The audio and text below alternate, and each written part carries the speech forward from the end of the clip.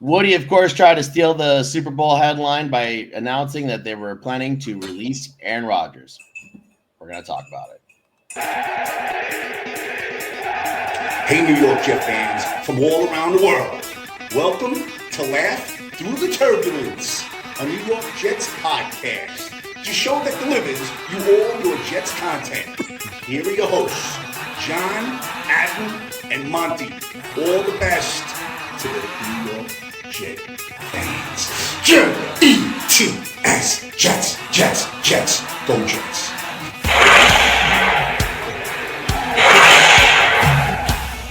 Yep. So, Woody tried to sneak in that headline, hoping to not piss off the fan base or overjoy the fan base, but I guess that happened, right, guys? Yeah, it did. Yeah, So, and John, I think we can dive right in, right? I want to hear your opinion first because I think you're the most pro Rodgers guy out of the three of us. So tell us, man, how do you feel? What's going through your mind? So I think the team's best chances for success next year would have been with Rodgers. I think we all could say that just because the QB market and the draft looks very bleak, right? However, I understand the move. Basically, like Aaron Glenn and this team is trying to build a sustainable winner, right? And they're ripping off the Band-Aid, so I get it.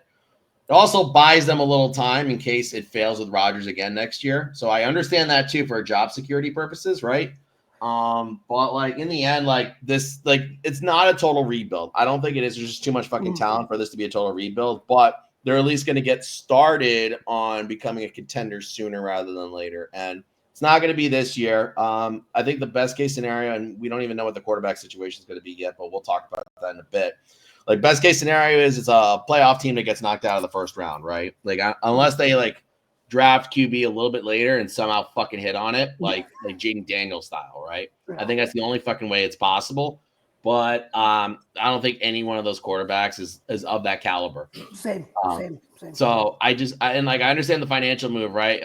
Saying you're going to do it and it's going to be a post-June cut, so we can talk to teams if someone wants to pick up Rodgers, right?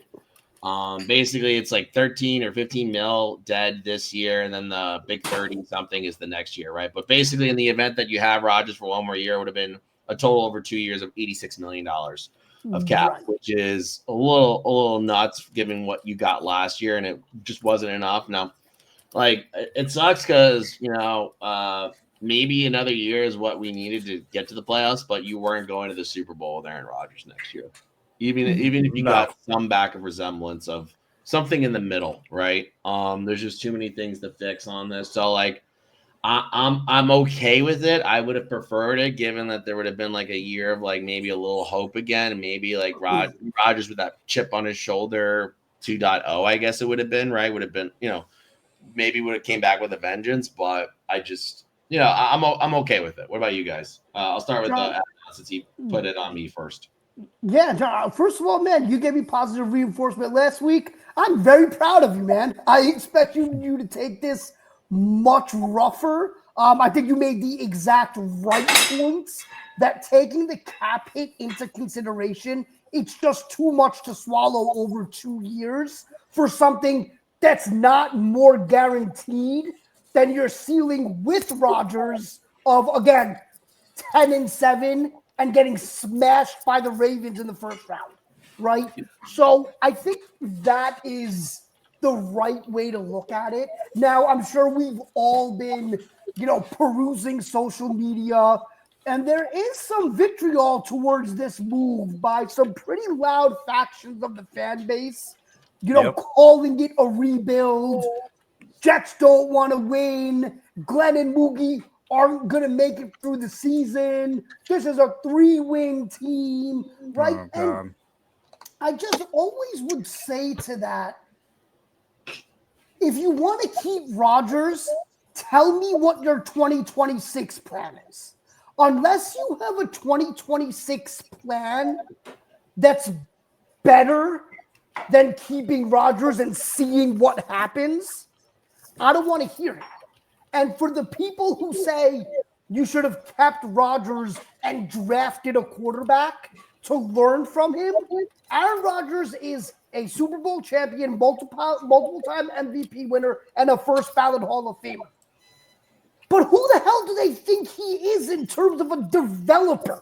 Do they really think they can draft Jackson Dart or Kyle McCord or one of these guys, have him sit behind Rodgers, and then in 2026 be able to go throw for throw with Mahomes and Burrow and Allen and Herbert, right? It doesn't make sense to keep Rodgers even from a football perspective, because it's going to not just be a massive cap hit, but now you're behind in anything else that you want to do for 2026. So I think 2025 is a year where, because like John said, quarterback market either via the draft or in free agency is not very good at all. You have to build out the rest of the roster. Get this roster to a point where it can support a rookie quarterback. And the 2026 class is supposed to be exponentially better than this one, with potentially Arch Manning headlining. So, this year, you patch quarterback together with some duct tape, see what you can do, and then next year is when you make the move. That's kind of how I'm looking at this. Go ahead, Monty. So, I mean, first of all, I advocated for this. I've been a fan. I've been a supporter of this for the whole time. I always said that 60+ million cap hit was just way too much. I think that we have seen, team after team with competent leadership actually be able to have pretty much not much in terms of talent, not much in terms of weapons, not much, on their roster, and still be in full rebuild mode, and still be competitive. We've seen it with the Broncos, not that they're bad or anything, but we've seen it with the Broncos. Like, they weren't supposed to be shit last year, and then boom. And then the Commanders, they also weren't supposed to be shit last year. Both of those teams made the playoffs. Both of those teams have not great. Well, I mean, not both, but the Broncos, I think, don't have a good cap situation, right? And then then there's other teams that have not so great cap situations that are still able to at least break 500. So what, I'm sick of us having to have these perfect situations for us to just even be a normal functional team that can be playing competitive games in December. So I think that this was absolutely the right move. I think the main problem, and it still is a problem, is what are you going to do at the quarterback position? Because you don't really have, a lot there in terms of viable replacements. I mean, you have, Tyrod on the roster. You have Jordan Travis, who knows what the hell he's doing. The kid has a never-ending injury from hell. Adrian Martinez might, maybe he might, be someone that, like maybe he gets a start and comes out of nowhere and pulls a Kurt Warner. But I don't know. And, and then the free agent options, like, we're not going to get Darnold. We're not going back to Zach Wilson. We're not getting Jimmy G. Honestly, the only one out of the free agents that something may happen, like you may see like a Geno Smith, Sam Darnold, whatever type situation, might be like a Daniel Jones. But I don't know if we have the quarterback development for that right now. I mean, who has, our QB coach, who has he developed in terms of quarterbacks? I mean, he worked with Geno Smith. I don't know. And I don't really like Daniel Jones anyway. I don't think anyone in New York does. We've seen what he did on the Giants. Each of these options has a ton of challenges to it. And then when you look to the draft, you have Milroe, you got, Will Howard, I think. Riley. Yeah. Yeah. Good. I mean, not a lot of inspiring names, right? Quinn Kyle McCord, Ewers, no one. yeah. Yep. Unless what I might be okay with is if we were to do like, and I feel like John might like this. I feel like if we maybe went with best available talent at 1, and then went for someone like Jackson Dart later on, and then we let Dart, Martinez, Tyrod, and then and see what Jordan Travis can do. Just throw them all at it and just let them have a free for all. Let iron sharpen iron, and let make them earn their spot. I mean, Tom Brady said it not long ago as like, you got to have these quarterbacks can't just think that they're just walking into a starting role. They got to fight for that shit. So you know what? This is a new Jets. Time to set a new tone. Let's get some new blood in here and make them all fight for it, and then may the best man win. And then we'll let them go out there and do the best they can with the new coaching. There's plenty of talent on this team on the offense for someone to be successful. I mean, you're telling me that you can't be mediocre 500 plus or first round playoff team with Garrett Wilson and Brees and Devontae Adams and Maybe maybe Devontae Adams and all these other different weapons that we have. Like, come on, especially if we go for oh my God, I'm blanking on his name. What's that tight end you love? He's in the draft. Warren, my guy. Yeah. So imagine we pick someone like that up. You're telling me with Garrett Wilson and him, someone can at least be decent and have us knocking on the door of the playoffs for once. So, you know what? We may be at a crossroads with our quarterback situation, but we have, internal options. We have some external options. I think that we did the right thing getting rid of Aaron Rodgers and moving on from that circus clown show and whatever we tried to do and all the failure and the stink of the Joe Douglas and Saleh era. And dude, I think that's the other big point of it, right? Is one of the things. So Sal Licata on WFAN, I think he said this today, where he was like, last season, if you asked anybody who's running the Jets, it was one of two answers: I don't know, or Aaron Rodgers. Right now, we know Aaron, Glenn, and Bowie are running the show. And this was a very difficult decision. The easy decision is keeping them. Mm-hmm. The easy decision is trying to have a season like they had in 2015, Bulls' first season, go 10-6, maybe this time 10-7, make the playoffs. Now you buy yourself goodwill, right? They could have done that, but they said, you know what? We need to get this taint of all of this bad, the bad coaching, the bad GMing, the bad, stigma around Rodgers. Just get it all out of the building. Get the lifers out of the building. They brought back one coach, Sean Jefferson, because him and Garrett get along well, right? That's what needs to happen. And everyone that's screaming about accountability, right? Discipline, toughness. When the Jets do it, then it's wait, not like that, right? Because I think a lot of people think accountability, you can't hold God King Aaron Rodgers accountable, right? But let's hold, Michael Clemens and Javon Kinlaw and Max Mitchell and Xavier Gibson and Alan Lazard, the guys we don't care about, those are who we want held accountable. But this is the definition of accountability. Because if Aaron Rodgers can be held accountable, everybody can be held accountable, right? And that's the message a new regime has to send. And that's just it, man. You have to make hard decisions, and this was a hard decision, and I think they got it right. Yeah, there's going to be a lot of dead cap, even with Rodgers being kind of spaced out a little bit. I'm just looking at it aloud, right? It's about another $20 million with Conklin, DJ Reed, Kinlaw, Reddick, and Tyron Smith just sitting there, all as the three of them put together. So 20 plus the 15, that'll be 35. You're likely cutting bait with Lazard. There'll be another 6.5. Maybe that gets spaced out a little bit. CJ Mosley, you're gonna probably have to keep because it's 16 million dead cap and 12.7 to have him. I think you just suck it up anyway and just let him play out one more year and just kind of.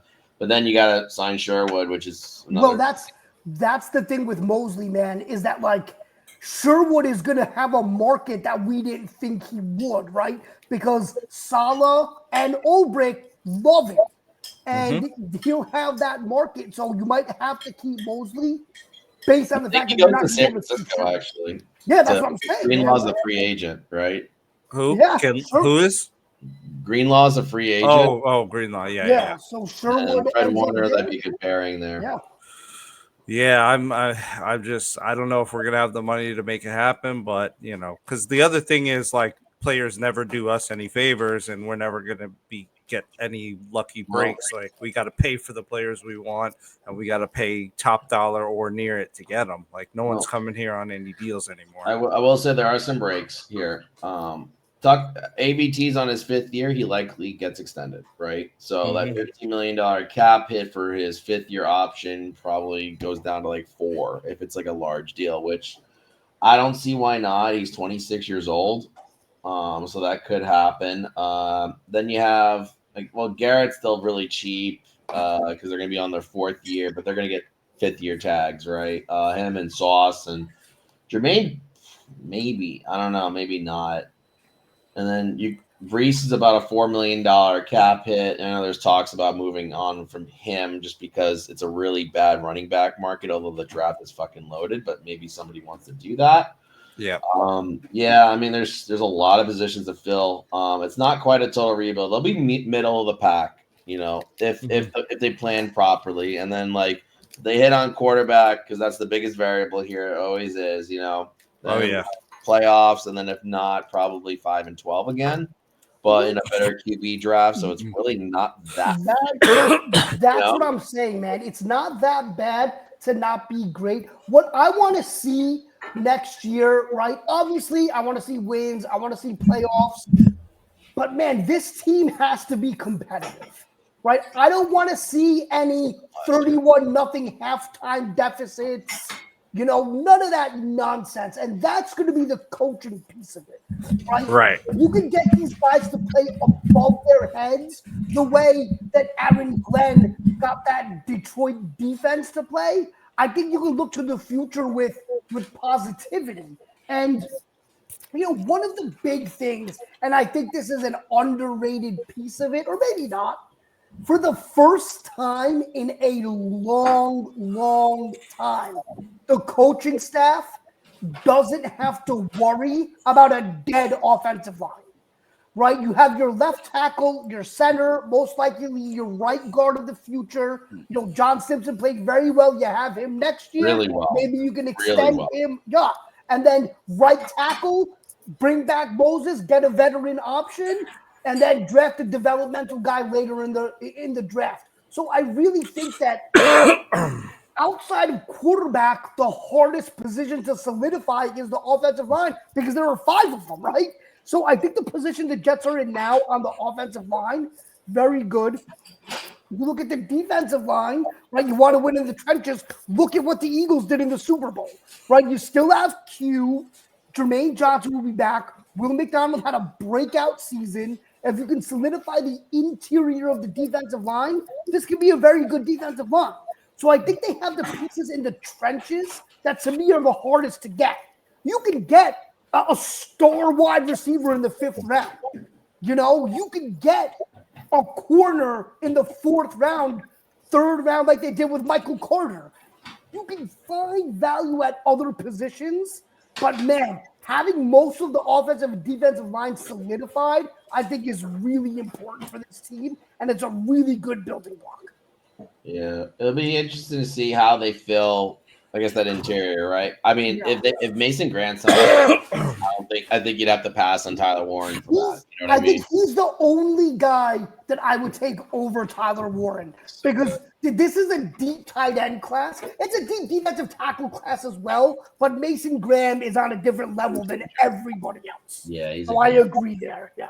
Yeah, maybe I don't think they would do edge again. Although the edge is pretty top heavy as well. Again, like Abdullah Carter and. Listen, if that guy falls to 7 somehow, I doubt he will. But if You he gotta falls to take him. 7, so you've got to take him. Gotta take him, man. He's the best player in the draft. So you got to take him, and we're running a different defense. He's more of a 3-down, edge guy, whereas then we can push Will McDonald to OLB, where I think he belongs, and then that's a very, very nasty side, in terms of pass rush. You can do things with Jermaine where you can lean a little bit, like the way John Franklin Myers was supposed to, right?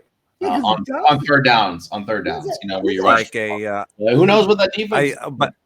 The blitz heavy defense though with Aaron Glenn. I know it's not Brian Flores' defense that we were talking about, but it's a very blitz heavy defense. But I would also say, but also blitz heavy, possibly because they needed to blitz. Because outside of Aiden Hutchinson, who did they have that could get to the quarterback one-on-one? Right? I think the Jets with a healthy Jermaine went in with Will McDonald. They have more flexibility to get to the quarterback without blitzing. So that is something that might help as well. And you're right, Jermaine Johnson, he's kind of a bigger edge guy. So sliding inside on third downs might not be as detrimental as it would be for someone like Will McDonald. So I think they provide a lot of flexibility, man. This isn't a total rebuild. It's a team that has talent that is like a lot of teams looking for their quarterback, and that's how you have to look at it. Yeah, I did do when Saleh first came in. This is not at all what Saleh first came in, right? Or even Gase, right? Gase, that team was so broken because of McCaggan. You go to the draft and you're like, you're fucking fired. Gase got them to 9-7 somehow. 7-9. No, were they? No, they were 9-7 1 year under Gase. 7-9. I'll bet a farm on it. Yeah, go ahead and look it up. 7-9. Remember they lost the first couple games. Their first win was against Dallas with the Darnold 96-yard touchdown. Then they went on a little run. They lost to the winless Bengals. Dude, I know this fucking season, dude. Come on now. I did look up with Tyrod Taylor. I looked at his I threw his stats and everything into AI and kind of had it project out what they think a season would look like. No, you're right. My bad. I'm right. Yeah, you're right. I was 7-9. I don't know why I was looking at it. Okay. What were you saying, Monty? What were you saying about AI? I was saying I threw Tyrod into AI and just kind of had it project out, and it was saying that if you were to play a full season, it would probably be around 2,500 to 3,000 passing yards, probably about 3 missed games due to injury, another 400 to 500 rushing, QBR would only be around 60, passer rating around 90, maybe 5 interceptions, another 15 or so passing touchdowns, and then 4 or 5 rushing touchdowns. So he'd probably be a lower level, but still be able to be considered a serviceable starter and bridge QB. Yeah. Last thing I wanted to say about Tyrod, right? Okay, so if we want to talk about him as a bridge, right? I don't think there's a better bridge out there. And hear me out right now. I know what you're going to say. I know what you're going to say. Well, his last 2 bridging experiences were Herbert, right? Yep. And Baker, who Cleveland made a mistake, right? They really did. Yeah. Yeah. And I think he was let go before Josh Allen came in, right? Although I could be wrong on that. No, I think he was the quarterback. I think wasn't it him and Nate Peterman, and then they drafted Allen. So he might have been there before Allen also. But I get what you're saying. But at the same time, more realistically, you could have much worse options than Tyrod, and you're not going into this like the Raiders did, relying on Aiden O'Connell or Gardner Minshew, right? Tyrod is better than both of them. I know he has the injury history. I get it. But at the same time, if you have him and you bring in a little bit of competition, I'm totally fine going into this season with Tyrod, a veteran for competition, and Jordan Travis as a developmental guy, and then you figure it out from there. Quick, he did not overlap with Buffalo because Baker was the rookie, and Josh Allen was the Oh, right, they're the same draft. You're right. Yeah, but interestingly enough, after the Chargers stint, he was in Houston for a little bit. Stroud was not on the same team as him, just so you know. And then obviously but somehow wherever Tyrod goes, they find the next quarterback, right? And also he was with Baltimore originally in 2000. So he was drafted by Baltimore. So every team that he goes through, they find a quarterback, eventually you know what I mean? He's so I don't know. We're just fucking hoping right now, right? Yeah. So I guess we're good with Tyrod, and then the plan I think Monty said, which agreed with me, like a kind of flyer in the second or beyond on quarterback, right? Let me ask you guys a hypothetical. Do you think having Tyrod on the roster made the Rodgers decision easier? Yes. Right? If they didn't have Tyrod, I think this decision goes the other way. Yeah. I think you have to have a veteran because essentially, right? Because what do you need, right? You need a veteran that can show some rookie, what the deal is, or take over from day one, start, and get the season kicked off. Yeah. You had Rodgers and you had Tyrod. You don't need Rodgers for that. Rodgers is too much of a he's too high pay grade and too much of a distraction to handle such a low tier role. So I don't think that you needed Aaron Rodgers, and I think the Jets realized that, and I think that that's something that was kind of obvious in a way. Yeah, and also I heard the other things too that obviously they said he said he was willing to take a pay cut. We don't know how much that was, right? And we don't even know if that's true. Everyone always says things, right. But the other thing was that what was the news that came out that he wouldn't stop going on McAfee? Well, I think it was, and this is Rodgers probably leaking this, saying that the Jets said he has to be present for every single mandatory OTA, minicamp, training, all of that. That no more McAfee, things of that nature. And if that's the case, that's totally fine. That is what it is. And I think that's how you hold people accountable. It's one thing to have, I'm pretty sure Garrett every week he went on ESPN radio to do a spot after the game to talk about the game. 10 minutes. A lot of players do that. But wasn't the McAfee appearance, wasn't he on there for an hour every Tuesday?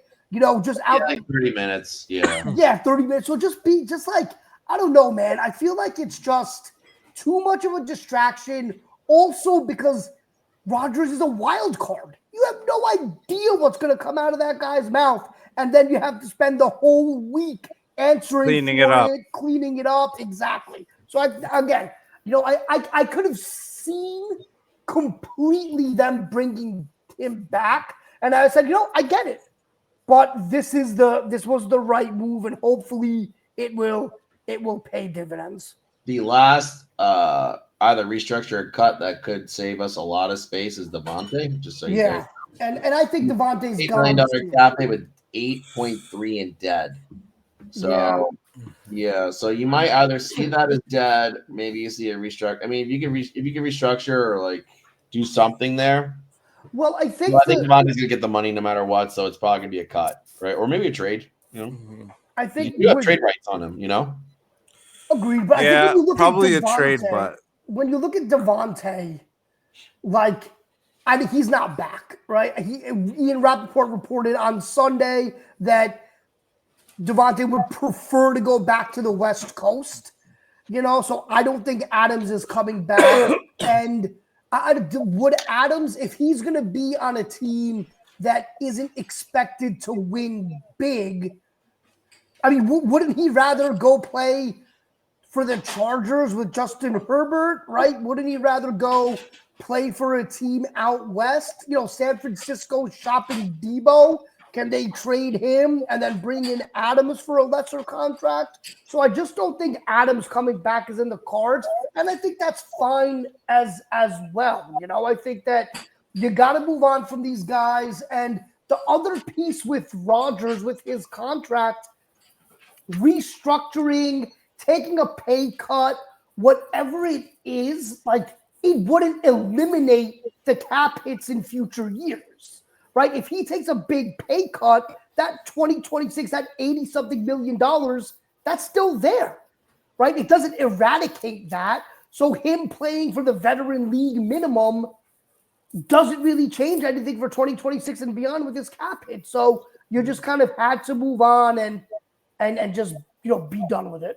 Yeah, I just will say about Devontae, he was still very effective last year. I was just gonna say, I don't know if I love moving on from Devontae, man, because I love teams that have that 2 wide receiver threat. Look, I love that. And I see how effective it is in this league. I don't think it's a thing that Adams wasn't good. Adams wanted to come to the Jets solely because of Rodgers. Right? That was the only reason he wanted to come here. And with Rodgers not being here, I highly doubt he's going to do anything to help the Jets to keep him. And his cap hit is untenable. So he's not going to restructure. He's not going to do anything. He's just going to say, cut me and I'll go somewhere else. Who do we replace that production with, though? I mean, look, look, Ted McMillan, maybe you can get him at 7. He's the best wide receiver in the draft. If Mason Graham isn't there and you don't want to go tight end with Warren, he's a possibility. College football is giving you a ton of wide receivers. I don't think replacing Devontae Adams will be as difficult as people think because there will be options out there. So I'm not too worried about that, to be honest. Yeah, he only played 14 games last year, still had over 1,000 yards. Listen, across 2 teams. He's still got a future in this league, man. Listen, I'm not saying he doesn't. What I'm saying is, in his mind, is his future with the Jets. I don't think it is.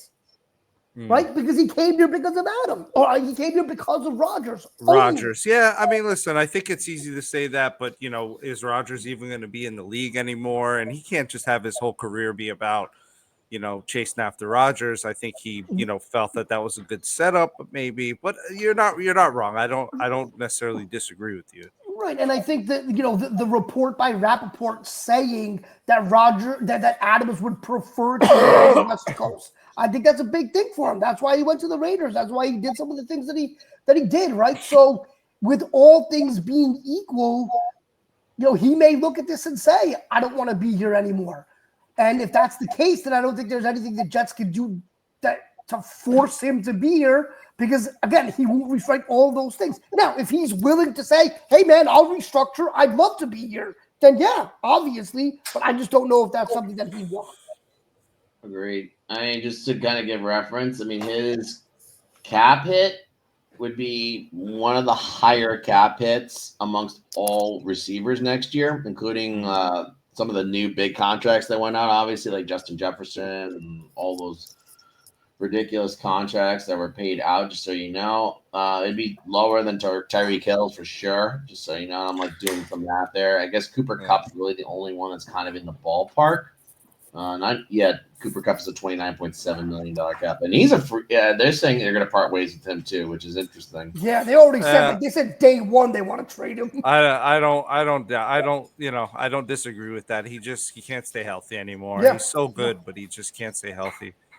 I think McCaffrey's on his way to that point. Not next year or whatever, but that cliff is coming for him too. Well, one more injury, right? And it's kind of like if he can't stay on the field, his talent doesn't matter. Correct. So I'm saying it's crazy changing of the guard a little bit. Yeah, we're seeing a lot of it.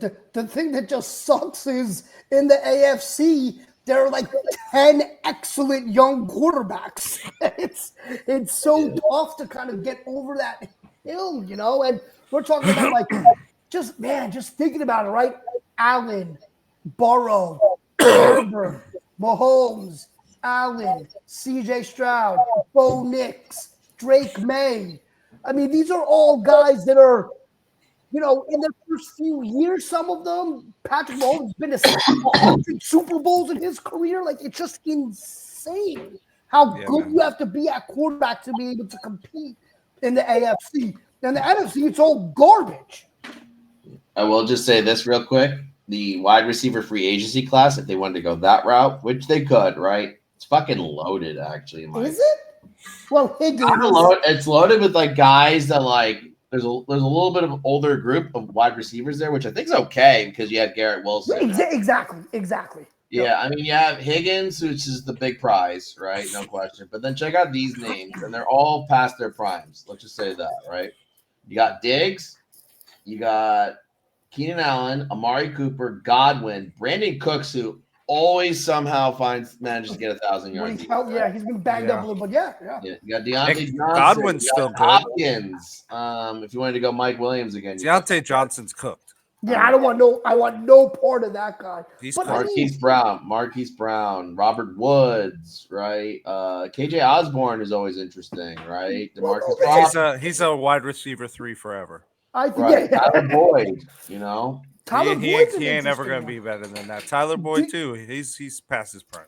Do you think? I mean, man, if they can clean up this cap, you go big at Higgins. If you can, and just get ready for the next quarterback. Yeah, that's what I'm saying. I think they're just going to get some some guy to be some high end wide receiver 3 to play wide receiver 2, and they'll run with Garrett. Take your chance with Diggs and see what he can do opposite Garrett, and then maybe bring in one name that I heard that's interesting is Tim Patrick. Because he played in Detroit, connections with movies, right? So that's one guy. He's decent. He's got some skill. He's got some skill. Your wide receiver 3. Hopefully this coaching staff can get something out of Malachi Corley. Hopefully he can end up being the guy. But God, I can't believe that Joe Douglas came out and said Malachi Corley. He had him graded as the 3rd best receiver in the draft. Yeah, and he was healthy inactive for a majority of the games. I can't. I don't know, man. It's just hubris, It's the same thing that makes you successful sometimes makes you fail, and when you think you're smarter than everyone else in the room, sometimes you are, and a lot of times you're not. Yep. Agreed. Yeah. All right. Can we do final thoughts, I guess? Because, I guess we're going to do a whole off-season plan at some point after the Combine. I think that'd be the way to go. Yeah, I was going to say, after the Combine, we can dive into that. All right. Final thoughts. Go ahead. Fuck it. Add on. All right. Cool. Yeah, I think for me, I just want to, one more time, address the fans, any fans that might be listening, any fans that come across anything that we do, you got to give this staff and front office a chance. I understand that people want to keep Rodgers, but it's over and it's done with. It looks like all the vitriol, all the negativity. We have to give these guys a chance to see their vision through. And if we start killing them because of a move that seemed, pretty inevitable as the season went on, I think that's the best course of action. We need to kind of support these guys, understand what they're doing. It's okay to be upset. It's okay to question the move, but at the same time, move past it. Let's move forward and look forward to the Combine and free agency and the draft. The Combine's in 2 weeks. Free agency opens 2 weeks after that. And there's a lot of things to look forward to as to how they're going to build this team and then take it from there. So just give these guys some grace and let them see their plan through because we don't know anything yet. Yeah, don't call it a rebuild, but it's a rebuild. But you know what, Jet fans? Listen, rebuilding builds character. So by now we should be absolute fucking legends. We don't have to pretend that Aaron Rodgers bullshit was part of the plan anymore. We don't have to deal with all his crap.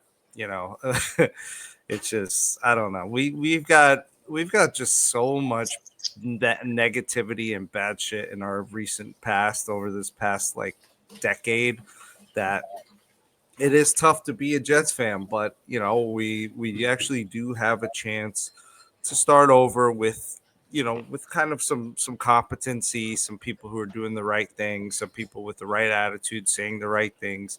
I like the way Glenn has started things out. I like the way that we've moved away from Rodgers. So, so far so good, but now we need to hit on the next few moves that we do. We need to have some decent success at the quarterback position. Like I said earlier in the episode, let these guys fight it out. Let's throw as many quarterbacks into this situation as we can. Let them all fight, in the off season, in camp, and let's just see where we land there, and then we just build. We build from there. It's either we're going to end up with a young QB that we like Jordan Travis or Dart or whoever that we pull out of the draft if we do, and then we build around them. We've got a left tackle. We've got a pretty good line in place. We've got a head coach that seems pretty competent. We've got some things going for us. I just would like to see some success. I want to see some, like you were saying before, add non-competitiveness. No more like non-winning seasons. Like that just can't go on anymore. Like it's been a decade plus, I think, since we've had even a winning season. Like just let that sink in. 2015. Yeah, exactly. So basically, it's a decade. So yeah, that wasn't even. God. It's just awful. You know what I mean? And then we didn't even make it to the playoffs that season. That's exactly what I was going to say. Yeah. So it's just enough is enough. I hope this is finally the team and the coaching staff that wants it badly enough to put their foot down and say enough's enough. And is competent enough to actually, follow through on saying something like that. But we're going to be here through the thick and the thin of it, and we'll laugh through the turbulence, and we'll get through. And you know what? If we suck, then we'll just do it all again next year and hope for the best. Exactly. Well, we'll be here, but we won't be at the stadium this time, right? Yeah, we just won't be at the stadium. Yeah. Till we're good again. Maybe for the home opener, that might be the tradition. But other than that, John's not gonna have season tickets. That game. That game's expensive, dude. Always overpriced, Come on. Like you would want to go to like a mid-October. Yeah, but you're not paying for season tickets, so who cares? Yeah, that's fair. I don't know. It's okay to overpay for one, then exactly. That's sure. John, we'll figure out one to go to. I'll go to one game. It's got to be in our section though, in my old section though. Okay. You know what I mean? So I could say hey to everybody. And that would be. None of them are going to be there anyway. They're all giving up their tickets too. They said. That's true. Yeah. No. Rio and Pacifico, those guys are going to go back. What about the two drunk brothers that always like getting in fights? Those are the best. Those are the guys. They're going to be back. They'll be back. Of course they are. They're going to be back. Oh, 100% they're going to be back. I think Carlos said he was out. I love those guys. The best, man. Yeah, Carlos said he was out. Carlos is awesome. And then the father and son that sit on my row, who I never got their name, but every time I showed up, I'd always shake their hand and like a nod of like, yeah, we're diehards. And at the end of the row? Yeah, at the very end of our row. Yep. I remember them. I will say, it like if we get over 500 next year, that'd be sweet. I'm not counting my chickens on it.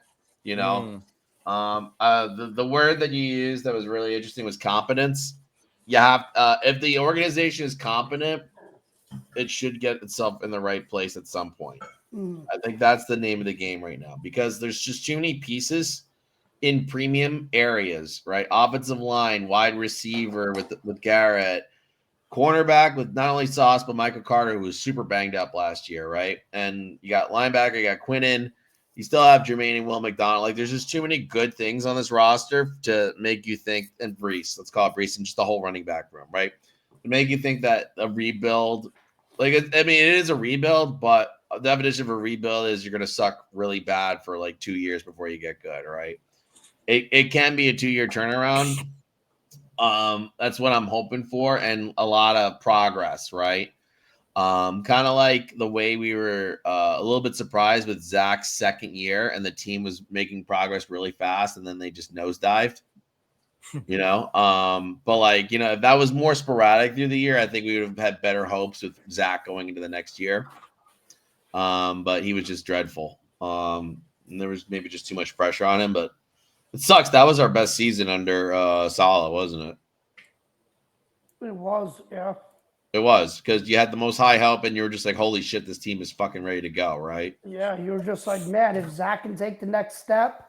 Yeah, but should we go with Zach, right? Or just go with Aaron Rodgers, right? No, it was Derek Carr, right? Who would have been a bust anyway, because he can't stay healthy and on the field and all that, and he hasn't been good. He wasn't good, right?